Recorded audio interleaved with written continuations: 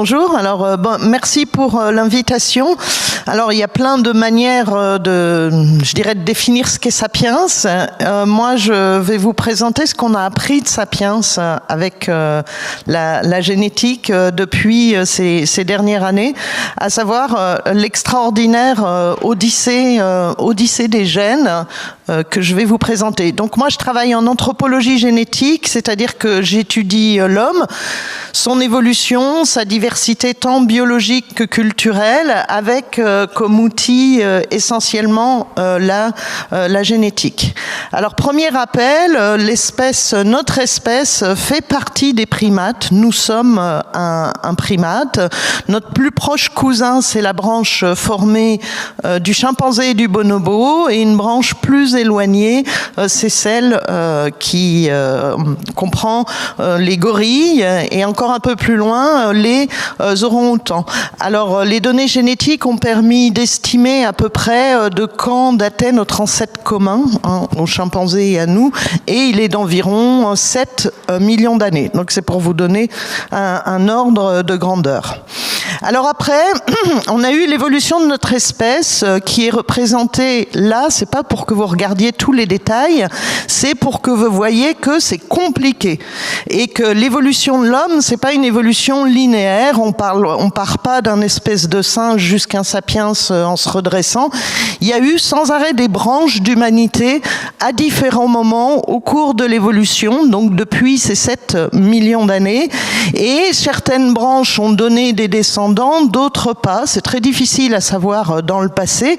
Et c'est pour ça qu'on parle d'une évolution buissonnante. C'est-à-dire c'est un buisson et non pas un schéma très linéaire. Et quelque chose de frappant, c'est que là, avec la flèche, c'est notre espèce Sapiens. Et en fait, en termes d'évolution, ça fait très peu de temps que nous sommes la seule espèce d'humains sur la planète. Il y a 50 000 ans, il y avait au moins 5 voire 6 espèces d'humains qui cohabitaient avec nous sur la planète. Donc c'est extrêmement récent que nous soyons les seuls de la lignée humaine sur la planète. Je pense que c'est quelque chose d'important. Alors, qu'est-ce qu'il y a de significatif dans notre évolution qui explique ce que nous sommes à l'heure actuelle? Eh bien, il y a plusieurs phénomènes, mais il y en a un frappant. C'est que, au cours de l'évolution, la taille du cerveau a augmenté assez rapidement. Et elle a augmenté plus vite que la stature. On est devenu de plus en plus grand au fil de ces de ces buissons. Mais la taille a vraiment augmenté plus rapidement. Or, il y a environ 2 millions d'années, voire un peu plus, nous devenons bipèdes permanents. C'est-à-dire qu'on marche toujours sur 2 jambes.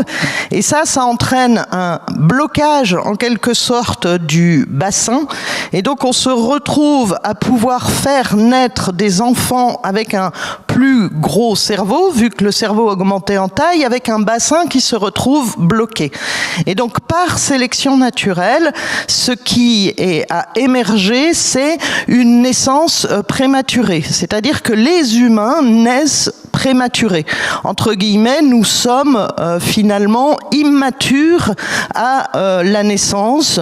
On a seulement 25% de la taille de notre cerveau à la naissance et on va devenir indépendant et entre guillemets fini ou autonome à 15 voire 25-30 ans, ça dépend des sociétés.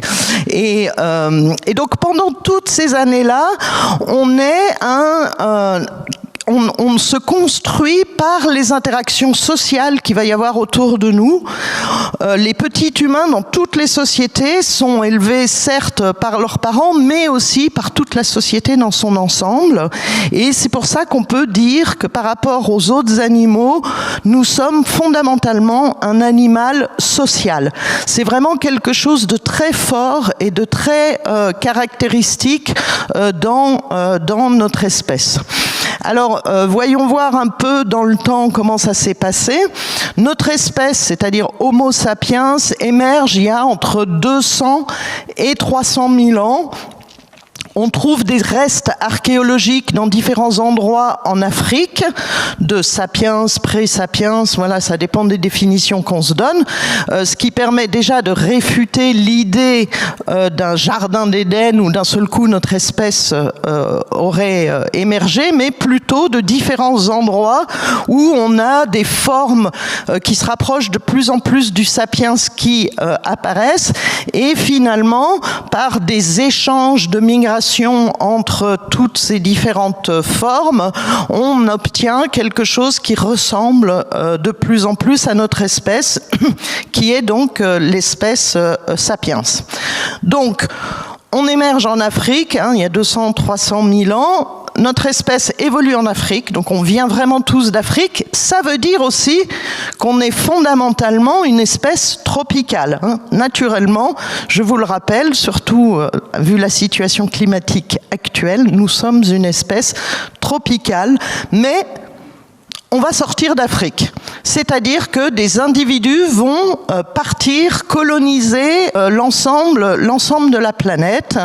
Et on connaît maintenant, on a un peu une idée de cette aventure extra-africaine avec une sortie autour du Moyen-Orient qui est estimée selon les études à 60 ou 70 000 ans, une colonisation de l'Australie à 50 000 ans, une colonisation de l'Europe un peu plus tard à 40 000 ans, de la même manière de l'Asie continentale.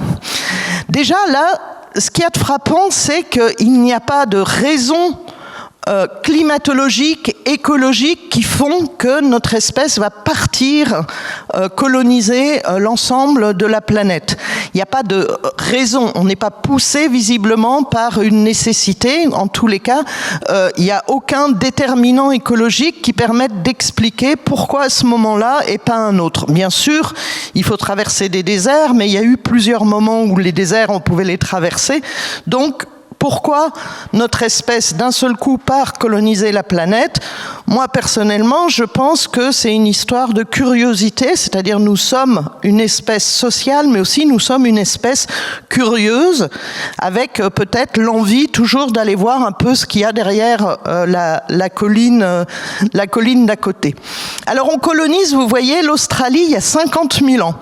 Et là c'est intéressant parce que à partir des études qui ont été faites en génétique, on sait qu'il y avait forcément plusieurs centaines, voire milliers d'individus qui ont colonisé l'Australie. Ça veut dire que c'était une colonisation volontaire.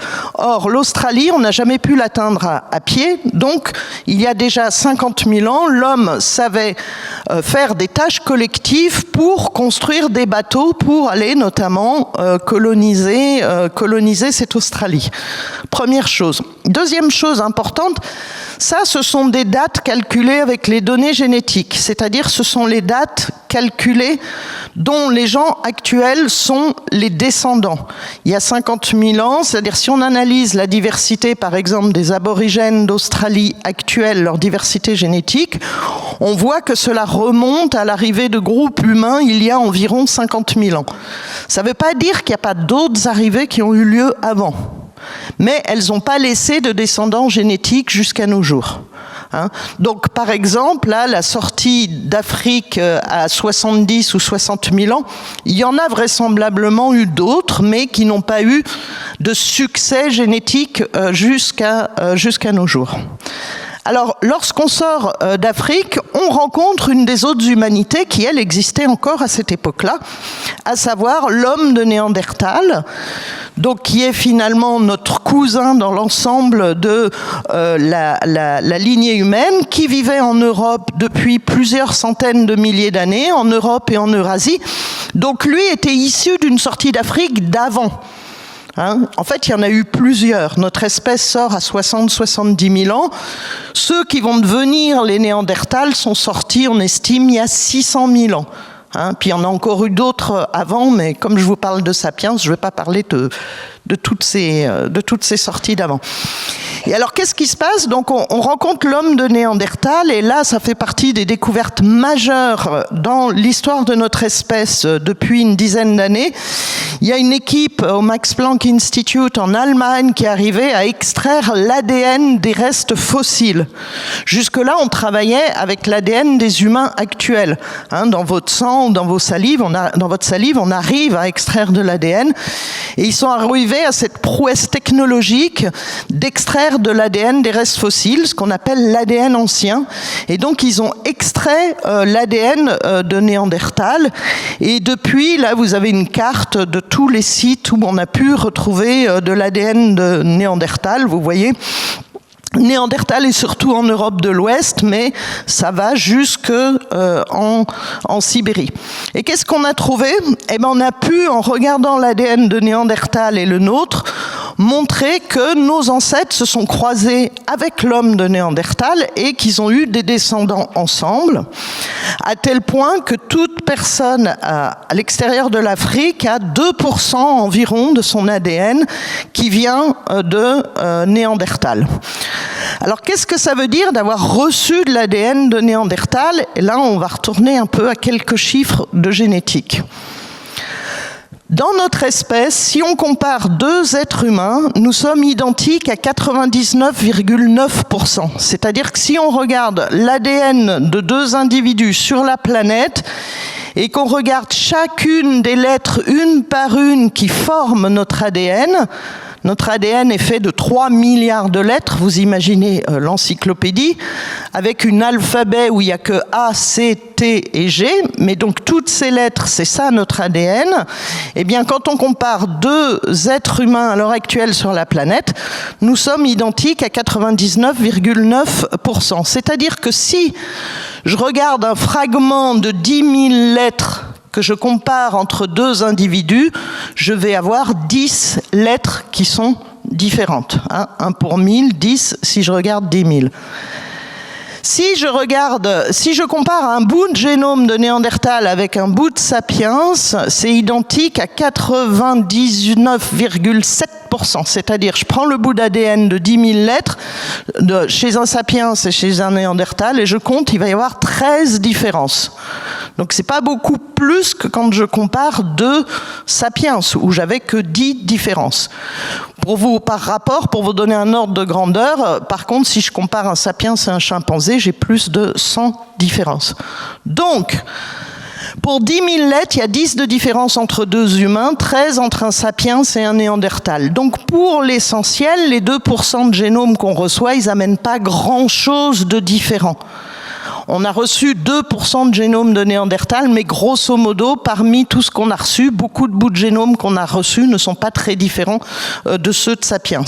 Et d'ailleurs, si on regarde dans le détail sur ce qu'on appelle les gènes, donc la partie qui code, par exemple le gène pour la couleur des yeux, le gène qui permet de coder pour des éléments de la couleur de peau, etc. Si on regarde des gènes, sur les 23 000, on n'en a que 60 de différents. Donc, ce qu'il y a d'important à retenir, c'est que, ok, on reçoit 2% de génome de Néandertal, mais en fait, ça ne change pas grand-chose, sauf des bouts qui sont super intéressants. En fait, donc il nous a transmis 2%. Si je prends chacun des 2% des gens sur la planète qui l'a reçu de Néandertal, je peux reconstituer 40% du génome de Néandertal. Il y a 60% qui n'ont jamais été transmis à Sapiens. C'est-à-dire, il y a 60% du génome de Néandertal qui n'était pas compatible avec notre génome et qui n'a jamais été transmis dans notre espèce. Et il y a des gens qui sont en train de travailler là-dessus, de regarder c'est quoi ces 60% qui n'ont jamais été transmis. Et ils trouvent effectivement que c'est des gènes qui sont impliqués plutôt dans le cerveau, dans la cognition, et qu'ils étaient tellement différents que finalement, si on recevait ces bouts-là, ça marchait pas. C'est-à-dire que les individus qui ont reçu ces bouts de génome de Néandertal n'ont pas survécu et n'ont pas transmis ces gènes au fil du temps. Et ça a pu être observé grâce à un site majeur de Bachot-Quirault, qui a découvert un collègue qui s'appelle Jean-Jacques Hublin au Collège de France, qui est le plus ancien sapiens en Europe, qui date de 45 000 ans. Et donc il a reçu du génome de Néandertal, mais lui, on sait il est issu, il avait des ancêtres il y a 5-6 générations qui étaient néandertaliens, et déjà dans son génome, on n'a pas ces 60%. Donc on voit que c'est une sélection très forte. Autrement dit, on a reçu certaines choses de Néandertal, mais il y a aussi beaucoup de choses que l'on n'a pas reçues. Et là, excusez du graphique qui est très peu parlant, mais l'idée c'est qu'il y a des gens qui cherchent à savoir, bon, donc là que je vous ai parlé des bouts qu'on n'a pas reçus, et il y a des gens qui cherchent à savoir quels sont les bouts qu'on a reçus, parce qu'il y a des bouts qu'on porte tous. Dans les 2% que vous avez reçus de Néandertal, en Europe, il y a des bouts qu'on porte quasiment tous, parce que de recevoir ce bout de génome de Néandertal, c'était vraiment avantageux. Ça nous a permis de nous adapter à ce nouvel environnement. On est un animal tropical, on arrive en Europe, on n'est pas adapté, il fait plus froid, il y a des nouveaux virus, des nouveaux pathogènes auxquels nous ne sommes pas habitués. Eh bien, par croisement avec l'homme de Néandertal, on a récupéré certains de ces gènes qui permettaient de s'adapter à ce nouvel environnement, à ces nouveaux virus, à aussi le froid, etc. Et donc, en Europe, on a récupéré certains gènes, et en Asie, les populations ont récupéré d'autres gènes. Il y a des gènes qu'on a récupérés dont on se serait bien passé, parce que il y a des chercheurs, dans le cadre de l'épidémie de la Covid, qui ont trouvé qu'il y avait des gènes de susceptibilité à faire une forme grave de la Covid qui provient de Néandertal. C'est-à-dire, il y a des individus qui sont plus susceptibles à faire une forme grave de la Covid. C'est lié à certaines variations génétiques dans certains gènes, et ils ont pu montrer que ces variations génétiques sont directement venues de Néandertal, sont issues du croisement qu'il y a eu dans le passé avec Néandertal. Alors vous me dites, oui, mais vous venez de nous dire que les gènes qu'on a récupérés, en général, ils étaient intéressants. Ben, en fait, on pense que ces gènes étaient intéressants dans le passé, ont permis de résister à certaines maladies dans le passé, et entraînent maintenant, face à une nouvelle épidémie, plutôt de la susceptibilité. Ça arrive souvent, ça, dans l'évolution. Quelque chose peut être intéressant dans le passé et devenir beaucoup moins intéressant dans le présent, même entraîner plutôt des maladies dans le présent. Et ces variants génétiques qui donnent une plus forte susceptibilité à Néandertal, on les retrouve à des fréquences très élevées dans certaines populations humaines, comme par exemple au Pakistan, où il y a des fréquences jusqu'à 40, voire 60% de gens qui portent ce variant génétique issu de Néandertal et qui les rend plus susceptibles à la Covid. Deuxième étape, c'est l'étoile après. On s'est croisé avec un autre bonhomme qui est le cousin de Néandertal, qui est, si vous voulez, le Néandertal de l'Est, qu'on appelle l'homme de Denisova, qui a été trouvé dans une cave qui est indiquée par le carré en haut, la cave de Denisova en Sibérie. Il a été trouvé grâce à des études génétiques, d'abord sur une phalange, puis ensuite par une dent. Et pareil, il y a eu des croisements, et là vous voyez en rouge, ce sont les populations qui ont le plus reçu de cet homme de Denisova. Cet homme de Denisova, c'est encore un grand mystère en paléanthropologie, parce qu'on l'a trouvé que par son ADN, et bien sûr la question c'est à quoi est-ce qu'il pouvait bien ressembler. Alors depuis peu, au Tibet, ils ont trouvé une mâchoire de Denisovien, et dernièrement, il y a ce qu'on appelle l'homme dragon qui a été trouvé en Chine. On ne sait pas si c'est l'homme de Denisova, mais des gens pensent que ce serait peut-être quelque chose qui s'apparente à l'homme de Denisova, donc qu'on connaîtra beaucoup mieux. L'homme de Denisova est intéressant parce que les populations du Tibet, elles, qui sont adaptées génétiquement à l'altitude grâce à une adaptation génétique, il a pu être démontré qu'elles avaient reçu ce gène-là de l'homme de Denisova. Donc il y a eu un croisement des populations tibétaines avec les hommes de Denisova, et le gène que les Denisoviens avaient déjà, parce que eux, ça faisait plusieurs centaines de milliers d'années qu'ils vivaient en altitude et qu'ils y étaient adaptés, et bien ce gène-là a été entre guillemets récupéré par les populations de sapiens qui sont arrivées au Tibet. Et donc, si on regarde par exemple les populations d'Océanie, elles ont reçu à la fois des gènes de Néandertal qui sont impliqués dans le métabolisme, dans l'immunité, dans la peau, et en même temps des gènes reçus de Denisova qui sont eux plutôt impliqués dans l'immunité. Donc, si on récapitule, vous voyez, on est une espèce tropicale, on vient d'Afrique, on est sorti de là, moi je pense plutôt par curiosité, mais ce qui nous caractérise, c'est les mélanges. On s'est mélangé même avec d'autres espèces qui étaient quand même morphologiquement assez différentes. En tous les cas, on a la preuve qu'il y a toujours eu des mélanges. Deuxième temps super important dans l'histoire de notre espèce et qui nous définit ce que nous sommes actuellement. C'est ce qu'on appelle la transition néolithique. Alors donc là, j'ai fait carrément un bond dans le présent, mais c'est fondamental. Entre 10 000 et 5 000 ans, sur la planète, on se met à domestiquer la nature. On se met à domestiquer les plantes et à domestiquer les animaux. Et ce, de manière indépendante dans plusieurs endroits de la planète. Il y a la domestication du riz en Chine. Vous avez le maïs, les tomates en Amérique, vous avez dans le croissant fertile, bien sûr, le blé et puis aussi les chèvres et les moutons. Et ça va entraîner des changements majeurs. Le premier changement, c'est des croissances démographiques. C'est-à-dire que quand on regarde à partir de données génétiques actuelles, on peut retracer si les populations ont fait des croissances démographiques ou pas, et à quel moment elles ont fait leur croissance démographique. Eh bien, on voit que les populations d'agriculteurs et les populations d'éleveurs, donc les populations qui ont fait la transition néolithique, ont une forte croissance démographique. Ce qui n'est pas le cas pour les populations qui n'ont pas fait cette transition, ceux qu'on appelle les chasseurs-cueilleurs. Donc ils ne sont pas dans la production, ils ne sont pas dans l'utilisation de la nature.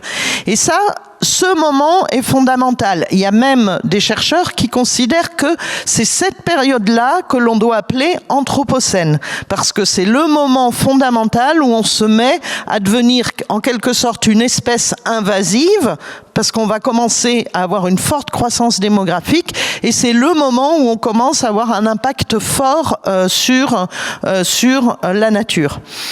Alors, en ce qui concerne l'Europe, on n'a pas inventé l'agriculture, mais l'agriculture a été amenée par des populations du Moyen-Orient, des populations de l'Anatolie, du sud de la Turquie, qui sont arrivées par deux vagues, une vague méditerranéenne et une vague danubienne. Et la génétique a permis de régler la question, de savoir si c'était des nouvelles technologies qui avaient diffusé, comme maintenant on voit les technologies diffusées très facilement d'un endroit à un autre, ou si c'était lié à des déplacements de population. Et la génétique a tranché, c'est vraiment lié à des déplacements de population. Autrement dit, il y a vraiment des gens du Moyen-Orient qui sont arrivés avec cette nouvelle technologie en Europe. Changement majeur, je vous dis, croissance démographique, c'est aussi le début de beaucoup d'infections, parce que les populations vont petit à petit se sédentariser, donc on va commencer à avoir l'urbanisation, la vie dans des villages et dans des villes, et donc l'explosion d'épidémies et de pathogènes, renforcée par la proximité avec les animaux que l'on a domestiqués. Donc c'est vraiment un moment charnière dans notre histoire. Donc je vous ai dit, c'est l'arrivée d'individus et de leur mode de vie, et sur place, en Europe, on voit que les agriculteurs qui arrivent se mélangent avec les chasseurs-cueilleurs. Dans la génétique des individus, on peut retrouver une autre migration qui est arrivée après, qui est arrivée il y a moins 3000 ans, donc il y a environ 5000 ans, qui sont les nomades des steppes, qui eux aussi se mélangent avec les populations locales. Ce qui fait que quand vous regardez le génome d'individus à l'heure actuelle, donc un trait, on va dire c'est un génome, vous avez chez chaque individu, il faut que je regarde les couleurs, vous avez dans chaque individu un bout du génome qui vient des migrants qui sont venus du Moyen-Orient au moment de l'arrivée de l'agriculture, un bout du génome qui vient donc des premiers chasseurs-cueilleurs européens, donc qui sont arrivés il y a 40-50 000 ans, un bout de génome qui vient des nomades des steppes, bon, puis je ne l'ai pas représenté, en plus il y a toujours les petits 2% de Néandertal. Donc vous voyez, les populations européennes sont issues de ces trois mélanges qui vont être différents d'ailleurs selon les populations, et pour ceux que ça intéresse, ça a permis de régler beaucoup de choses autour de la question des Basques et des Sardes. Alors, comment ça se déroule des rencontres? C'est-à-dire Sapiens, comment il fait? Vous avez des groupes de Sapiens qui ont des modes de vie très différents et qui d'un seul coup se retrouvent en contact. Eh bien, il y a encore des populations à l'heure actuelle où on peut analyser ça parce qu'il existe encore dans certaines zones du monde des chasseurs-cueilleurs, notamment les populations dites pygmées en Afrique centrale. Et donc, il est possible de regarder comment peuvent se passer les mélanges entre ces populations-là, chasseurs-cueilleurs, et leurs voisins agriculteurs. Alors ça, c'est pour vous représenter différents groupes de populations pygmées à travers l'Afrique centrale. C'est l'histoire des populations telles qu'on a pu le reconstituer avec les données génétiques. En bas, vous avez le présent, en haut, vous avez le passé.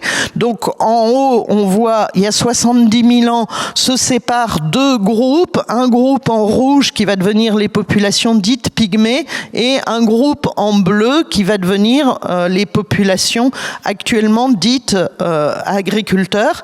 Ils se rencontrent il y a environ 2 à 3 000 ans, donc c'est assez récent, et on a pu analyser dans le détail, en croisant des données génétiques et ethnographiques, comment se passe le mélange dans ce cas-là entre deux groupes humains. Alors, si vous regardez les populations dites pygmées, un homme pygmée ne peut jamais épouser une femme non pygmée. À l'inverse, une femme pygmée peut épouser un homme non pygmée pour plusieurs raisons, parce que par exemple la dot est moins chère quand on épouse une femme pygmée qu'une femme villageoise. Elles ont aussi une réputation d'être très fertiles, et on peut aussi imaginer, et je pense que ça doit exister aussi, les coups de foudre.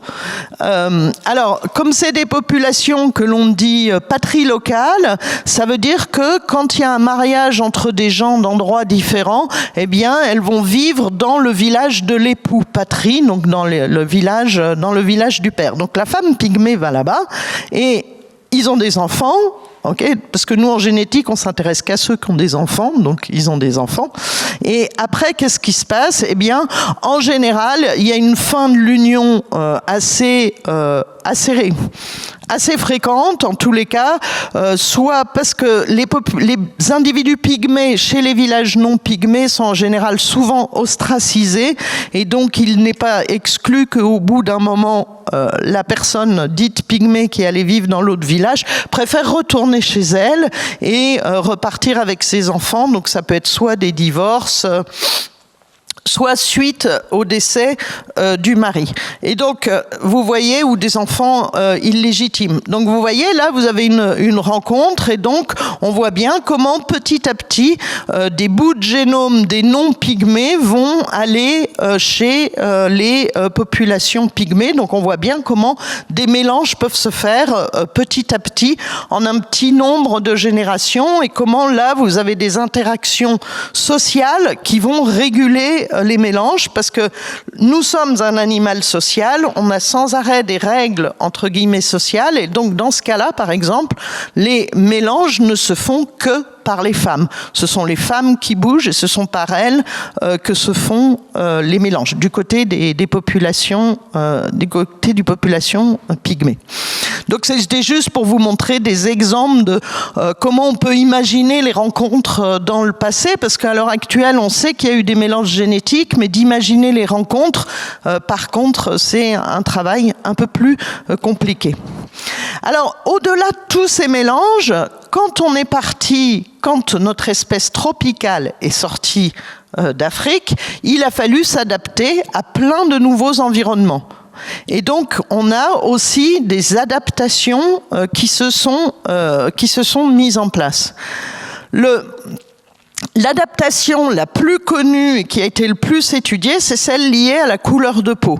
On sait que dans les endroits où il y a beaucoup de soleil, il est avantageux d'avoir une couleur de peau foncée pour se protéger de certains rayons UV qui détruisent ce qu'on appelle des folates qui sont indispensables pour la fertilité masculine et pour le développement du fœtus. C'est pour ça que on est en Afrique de couleur de peau foncée, de la même manière en Australie et dans toutes les zones intertropicales. Et donc, quand on est sorti d'Afrique, on s'est retrouvé dans des zones moins ensoleillées, où là, à l'inverse, le facteur limitant, c'est la vitamine D. Et il vaut mieux, quand il n'y a pas trop de soleil, avoir une couleur de peau plus claire pour pouvoir faciliter l'assimilation de la vitamine D. Et donc, il y a eu, au fil du temps, quand on est allé vers les zones où il y avait moins de vitamine D, une sélection pour des couleurs de peau plus claires. Donc on pensait, jusqu'à il y a quelques années, qu'il y avait eu, dès que Sapiens arrivait en Europe, il y avait eu une sélection pour une couleur de peau plus claire. Et là, encore une fois, des résultats surprenants de l'ADN ancien ont émergé il n'y a pas très longtemps. C'est que, en fait, dans les génomes anciens, on peut regarder les mutations liées à la couleur de peau. Donc, on peut, comme on sait qu'il y a certaines mutations qui sont liées à des couleurs de peau plus foncées, d'autres mutations à des couleurs de peau plus claires, en reconstituant l'ADN ancien de fossiles, on peut un peu deviner quelle couleur de peau ils avaient. Et donc, les résultats ont montré, par exemple, que cette jeune chasseuse-cueilleuse d'il y a 5700 ans du Danemark était de couleur de peau foncée et avait les yeux bleus. C'est-à-dire qu'en fait, les Européens, les premiers Européens, pendant très longtemps, de 40 000 ans à au moins 10 000 ans, étaient de couleur de peau foncée. La sélection pour une couleur de peau plus claire n'a pas eu lieu tout de suite au début.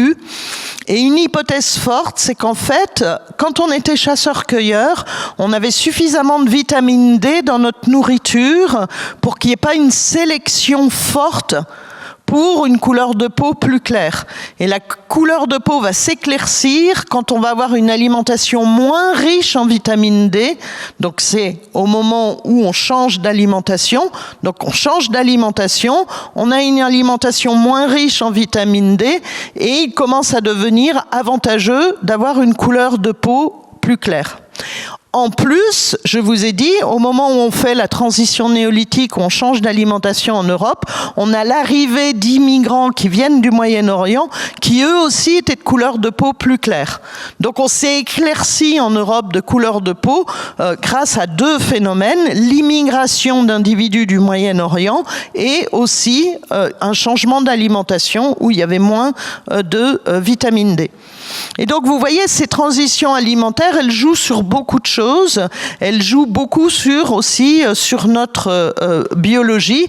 Et d'ailleurs, on s'est adapté selon les populations à toutes sortes d'alimentations, avec des fois des adaptations génétiques.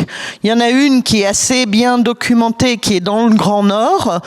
Quand on va s'installer tout à fait dans le Grand Nord, on y arrive bien sûr grâce à des adaptations technologiques, mais en retour, on va aussi s'adapter biologiquement, et notamment dans le Grand Nord, il y a des adaptations biologiques à la consommation d'oméga 3, qui sont des lipides que l'on retrouve dans le phoque, dans les mammifères marins que chassent les populations inuites. Si vous allez vivre chez les Inuits et que vous mangez comme les Inuits, eh bien, au bout d'un moment, vous allez avoir des désordres métaboliques que n'ont pas les Inuits, parce qu'eux, ils ont les bonnes mutations pour consommer, pour digérer la viande viande qu'ils consomment. Mais si on regarde plus près, donc on voit c'est une des spécificités humaines. Donc une d'autres choses qui est fort chez l'homme, c'est que comme on est doté de culture, on va changer notre environnement par la culture. L'alimentation qu'on choisit d'avoir, c'est de la culture. Et en retour, ça va nous changer biologiquement. Donc vous avez le cas des Inuits, mais il y a un cas qui nous touche beaucoup plus de près en Europe. C'est l'exemple classique de la lactase. Qu'est-ce que c'est que cet exemple classique? C'est la digestion du lait. Le lait, c'est du sucre, c'est du lactose. Pour digérer le lait, il faut casser le lactose en glucose et en galactose. Et pour ça, on a une enzyme qui s'appelle la lactase. Le rôle de la lactase, c'est de casser le lactose. Tous les mammifères, quand ils sont jeunes, ils ont de la lactase qui permet de casser le lactose, qui permet de digérer le lait. Les mammifères, ils s'allaitent, ok? Donc, jusque-là, rien de particulier. Mais chez tous les mammifères, cette lactase ne marche pas à l'âge adulte. Une vache, elle boit pas de lait, elle peut pas le digérer. Un veau, oui, mais pas une vache. Donc normalement, la lactase, elle devient inopérante à l'âge adulte. Mais il y a des populations humaines où la lactase marche quand on est adulte. Il y a certaines populations dans le monde où on a les individus adultes qui sont lactase persistants, on dit, c'est-à-dire que leur lactase continue à fonctionner quand ils sont adultes. Donc là, c'est par exemple une carte mise à jour par une collègue. Les points rouges, c'est là où il y a le plus d'individus qui sont lactase persistants. Dans le nord de l'Europe, vous avez 80 à 90% des individus qui sont lactase persistants. En Chine, c'est moins de 5%. En Afrique, vous avez des populations où les individus sont quasiment tous lactase persistants et d'autres populations où très peu ne le sont. Et maintenant, on connaît depuis une dizaine d'années les mutations qui ont permis de rendre cette lactase persistante. C'est plusieurs mutations qui sont apparues au hasard, certaines en Europe, certaines au Moyen-Orient, certaines en Afrique. Et donc là, on voit bien que les populations où les individus sont lactase persistants, c'est des populations pastoralistes, c'est des populations où l'alimentation en lait a été utilisée dès la transition néolithique. C'est-à-dire, dès la transition néolithique, vous avez des populations qui se sont mises à intégrer du lait dans leur alimentation, du lait frais, et on voit que chez ces populations, les individus adultes qui pouvaient digérer le lait, ils étaient avantagés d'un point de vue génétique, c'est-à-dire qu'ils survivaient mieux, ils se reproduisaient mieux, et donc cette mutation qui permet de digérer le lait quand on est adulte s'est répandue dans toute la population. Donc c'est bien sûr quelque chose qui est super intéressant à étudier. Donc nous, quand on a commencé à travailler sur cette question-là, on n'avait pas du tout de données sur l'Asie centrale. Et donc on a voulu, entre autres, parmi toutes les études qu'on a faites dans cet endroit du monde, regarder comment ça se passait en Asie centrale, ce qui me permet de vous montrer un peu comment on fait en pratique toutes ces études-là.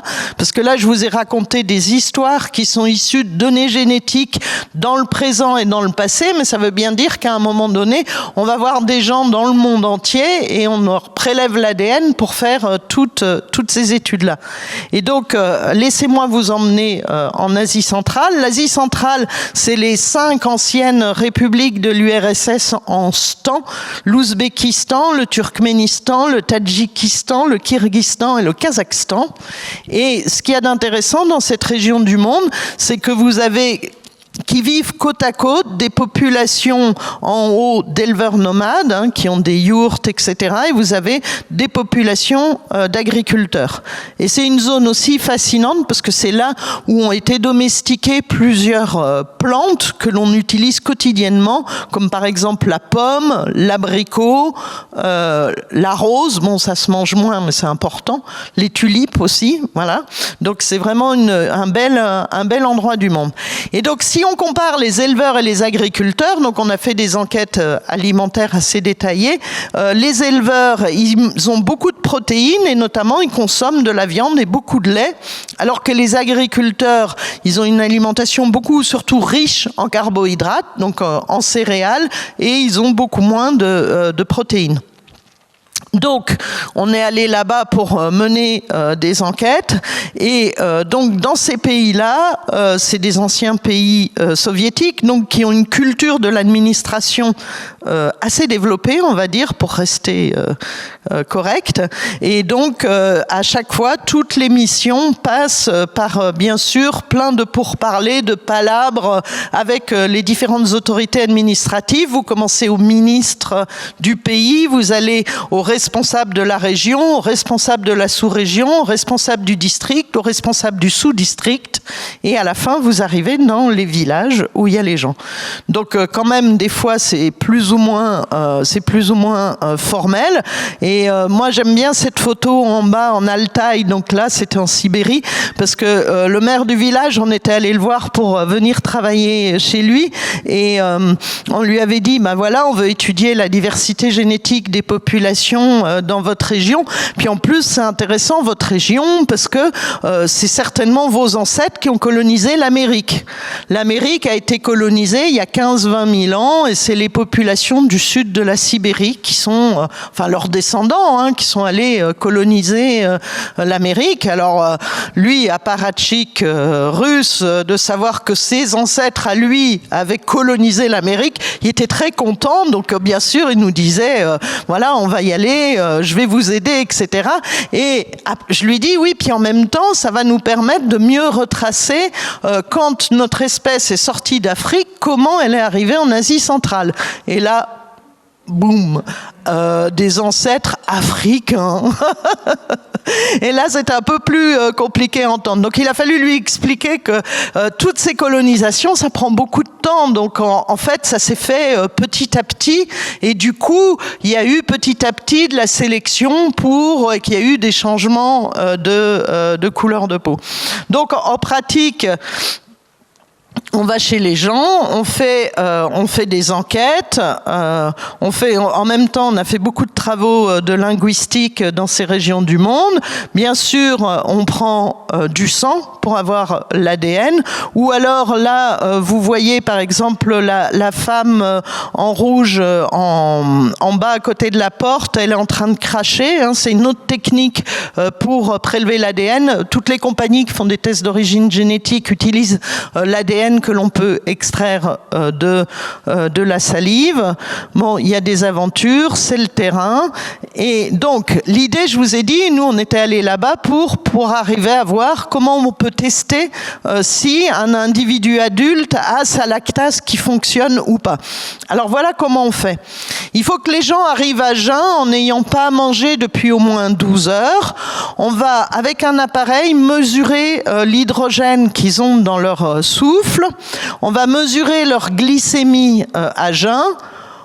On leur donne 50 grammes de lactose, c'est l'équivalent de ce qu'il y a dans un litre de lait, parce que même si vous n'êtes pas tolérant au lactose, c'est-à-dire vous n'avez pas cette enzyme qui fonctionne, tout le monde peut boire un verre de lait, il n'y a pas de problème. C'est quand on en a beaucoup dans l'alimentation que ça peut créer des désordres.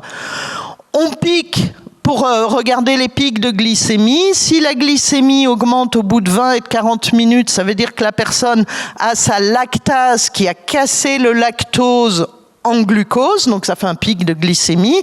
En même temps, on mesure au bout de 2 heures et 2 heures et demie l'hydrogène, parce que si la personne ne digère pas, ça fait des gaz. Et du coup, on le retrouve dans l'hydrogène expiré. Et comme ça, on peut savoir si les gens ont une persistance de la lactase ou pas.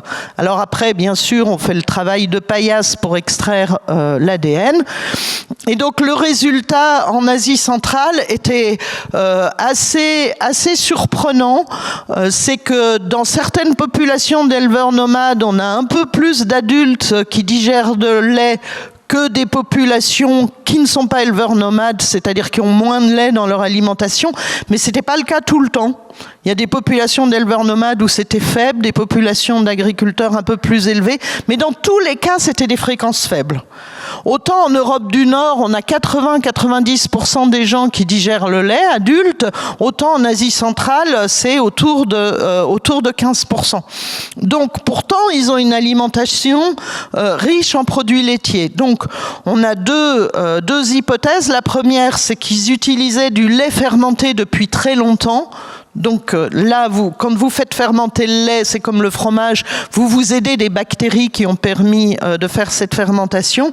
Et l'autre hypothèse qu'on n'a pas pu tester parce qu'il y a eu la pandémie, c'est de regarder s'il y a une différence aussi de flore intestinale très forte, différente, et qui expliquerait qu'ils arrivent à digérer le lait sans la mutation génétique. Donc, je vais revenir quand même à ce qui fait qu'est-ce qu'on a pu reconstituer dans notre histoire.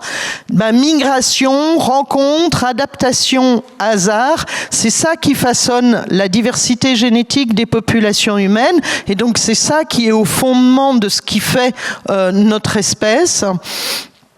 Et il y a deux choses importantes. Donc, on est une espèce qui vient d'Afrique. Je vous rappelle, on est un animal tropical et nous sommes une espèce qui a toujours migré. Et ça, c'est très différent de nos plus proches cousins, les chimpanzés, qui, eux, sont toujours restés finalement en Afrique centrale.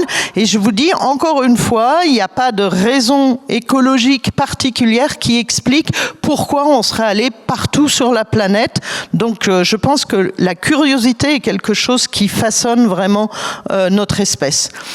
Ne pas oublier que la colonisation, c'est un long processus. Pour aller en Australie en partant du Moyen-Orient, c'est quand même 20 000 ans. C'est pas quelqu'un qui est parti d'Afrique avec son baluchon et qui est allé jusqu'en Australie. Ça s'est fait petit à petit. On parle de migration de proche en proche, quelques kilomètres par génération. Il y a eu à la fois ces migrations comme ça, ces grands mouvements de colonisation, et en même temps, on a toujours eu des migrations sur des petites distances qui dépendent, c'est tout un autre champ, mais pour ceux que ça intéresse, on travaille aussi beaucoup sur les systèmes de parenté qui sont une composante majeure de la migration. Je vais juste rapidement vous parler d'un des éléments. Comme vous devez savoir, il y a des milliers de manières de faire famille sur la planète.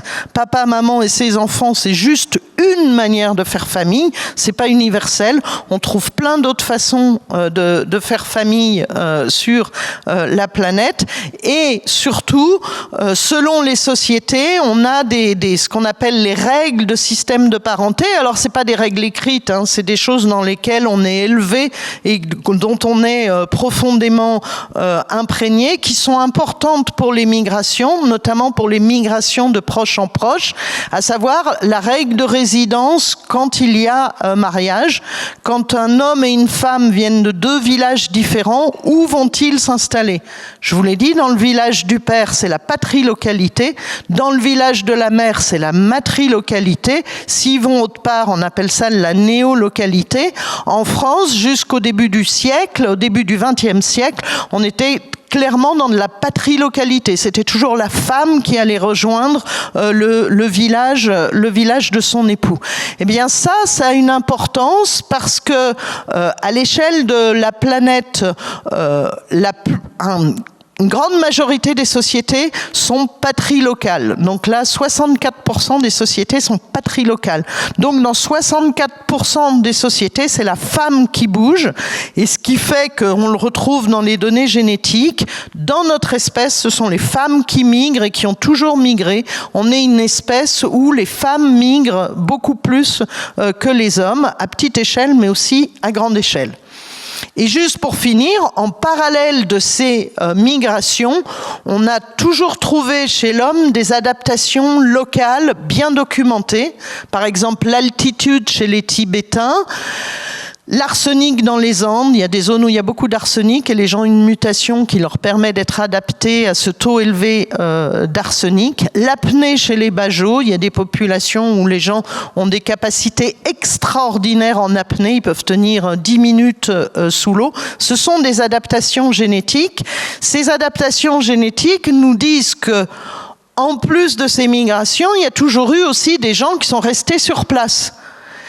Parce que si vous voulez sélectionner un gène qui vous permet de vous adapter à l'altitude, il faut que ça prend des milliers d'années. Ça veut dire que pendant des milliers d'années, il y a des gens qui ont vécu en altitude, dont les enfants ont vécu en altitude, dont les petits-enfants ont vécu en altitude, etc.